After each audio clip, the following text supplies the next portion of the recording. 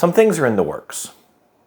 Hey folks, Jeff here, and if I had to name this segment, it'd probably be called something like Jeff Eats Crow. See, if you remember my top 10 things and stuff series from earlier this year, I mentioned that my biggest surprise of 2021 was the game Meadow. And to recap, it was a game that I had no interest in playing based on first impressions, but then some new friends I met at the Dice Tower Retreat dragged me kicking and screaming into a game, and ended up having a great time. So a few weeks ago, my family and I took a little cabin in the woods vacation, and I brought Meadow because I'd actually heard that it was a pretty good game to play solo. And once again, Meadow reminded me to never judge a game based on its table presence.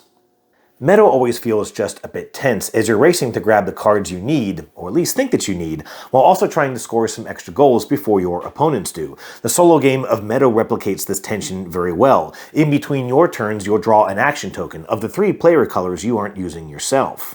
You match the color and then the number of the token to this solo board you set up at the start of the game, and place the action token in the space depicted, or the closest space clockwise, and give the corresponding card to the AI.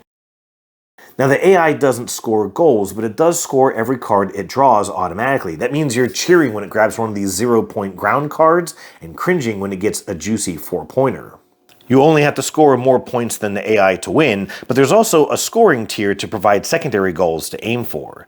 I played this game solo 4 or 5 times on our vacation, and I can now tell you that it is one of my favorite solo experiences of my collection.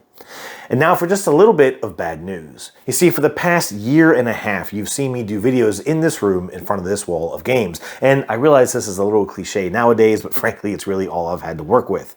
Unfortunately, the wall of games doesn't look like this right now, because it looks like this. That's right, folks. Thanks to a landlord who's raised our rent 24%, we have to pack up and get out of here. So I might be incognito for a little while. Luckily, we've got a new place lined up, and I do think you're going to like what we've got in store for you there. But until then, and for the last time from this room, cheers.